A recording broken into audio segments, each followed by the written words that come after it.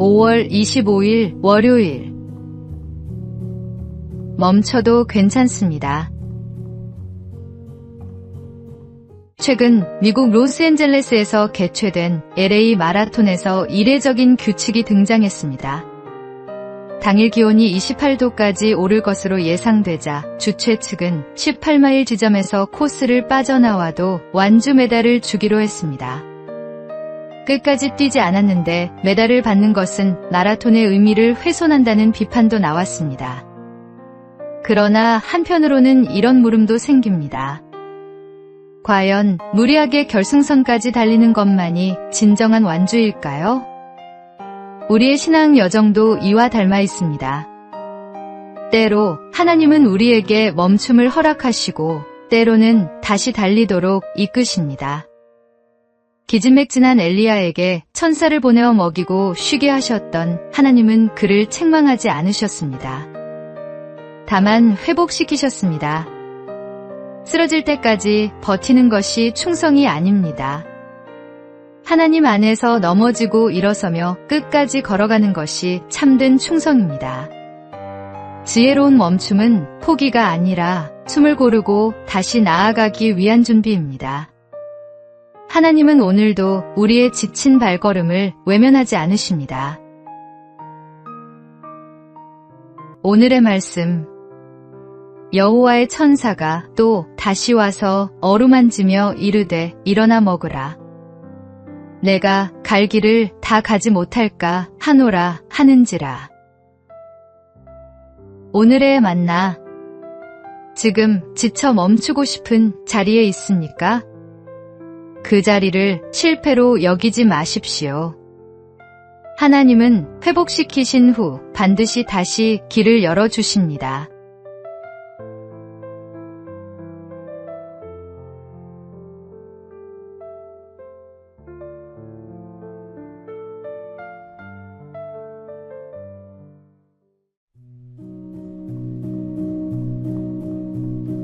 (5월 26일) 화요일. 단번에 끊어주시는 하나님. 사츠키는 한국의 래퍼였습니다. 무대 위에서는 음악으로 군중을 사로잡았지만 무대 아래에서는 서서히 무너지고 있었습니다. 집중이 잘 되는 약이라는 말에 속아 펜타닐을 처음 접한 것이 시작이었습니다. 중독이 깊어지면서 심정지가 4차례나 찾아왔고 죽음의 문턱을 4번씩이나 넘나들면서도 약을 끊을 수 없었습니다.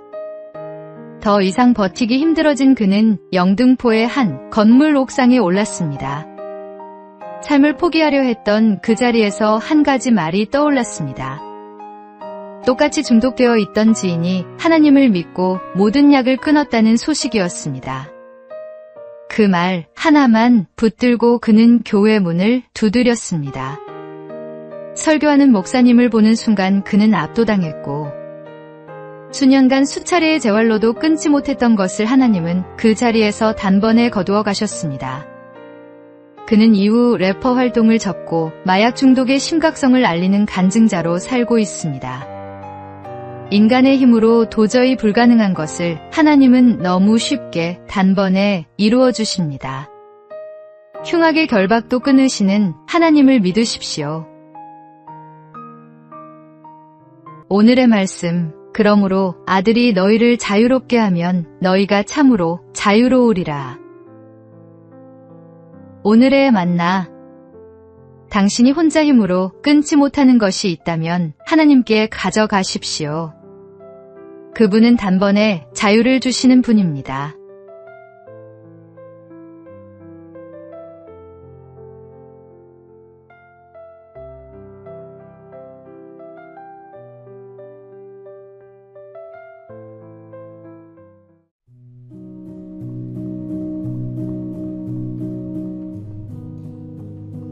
(5월 27일) 수요일. 향기 나는 진흙. 한 나그네가 길을 걷다 향기를 풍기는 진흙 한 덩이를 발견했습니다. 나그네가 물었습니다. 내가 바그다드의 진주냐? 진흙은 아니라고 대답했습니다. 그럼 인도의 사향이냐? 역시 아니라고 했습니다. 그렇다면 너는 무엇이냐? 진흙은 그저 평범한 흙덩이일 뿐이라고 했습니다. 그런데 어디서 이 향기가 나오는 것이냐? 진흙이 대답했습니다. 제가 오랫동안 백합화 곁에 있었기 때문입니다. 백합화가 뿌리를 내리고 꽃을 피우며 오랜 세월을 함께한 까닭에 보잘것없는 진흙에도 아름다운 향기가 배어든 것입니다. 우리도 다르지 않습니다. 하나님께서는 흙으로 사람을 빚으시고 그 코에 생기를 불어넣으셨습니다. 본래 우리는 그 진흙과 같은 존재입니다. 그러나 주님이 우리 삶에 뿌리를 내리시고 우리 곁에 머무실 때 우리도 모르는 사이 그분의 향기를 닮아가게 됩니다. 억지로 꾸미지 않아도 함께한 시간이 우리를 빚어가는 것입니다. 향기는 억지로 만들어지지 않습니다. 오래 머문 자리에서 자연스럽게 피어나는 것입니다. 매일 말씀 앞에 서고 기도 가운데 주님과 동행할 때 우리의 삶은 어느새 주변을 살리는 향기가 됩니다. 오늘 하루 누군가에게 그리스도의 향기를 전하는 삶이 되십시오. 오늘의 말씀. 우리는 구원받는 자들에게나 망하는 자들에게나 하나님 앞에서 그리스도의 향기니. 오늘의 만나. 주님 곁에 깊이 뿌리 내릴수록 우리의 일상은 그분의 향기로 채워집니다. 오늘 하루를 주님과 함께 시작하십시오.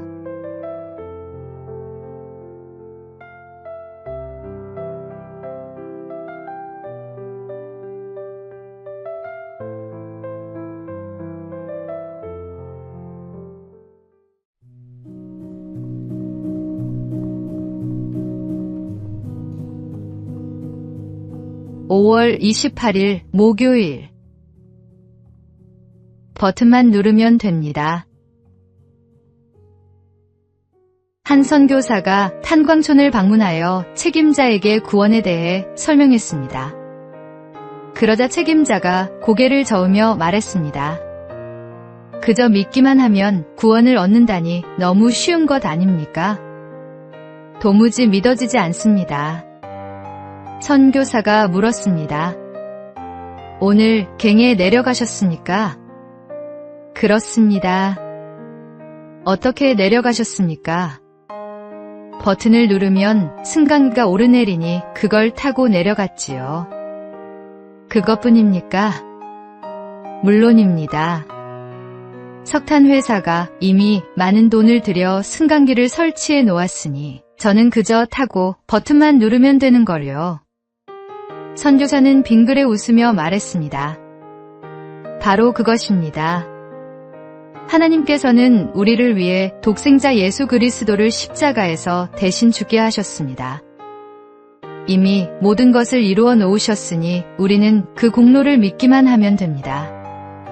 십자가의 승강기는 이미 놓여 있습니다. 믿음의 버튼만 누르시면 됩니다. 구원은 우리의 노력으로 얻는 것이 아닙니다.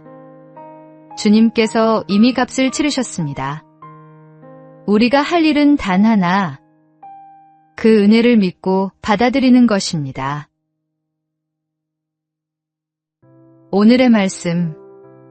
주 예수를 믿으라. 그리하면 너와 내 집이 구원을 받으리라 하고. 오늘의 만나.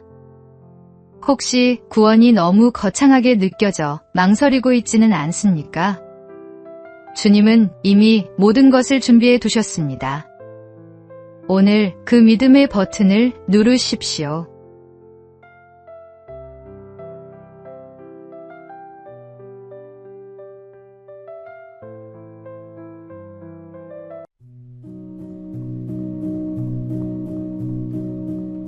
(5월 29일) 금요일.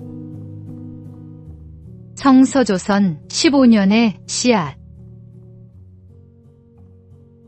일제강점기 조선의 김교신이라는 교사가 있었습니다.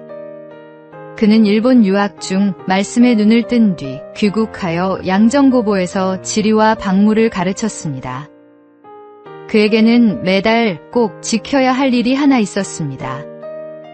동지들과 함께 펴내는 잡지 성서조선의 발행이었습니다.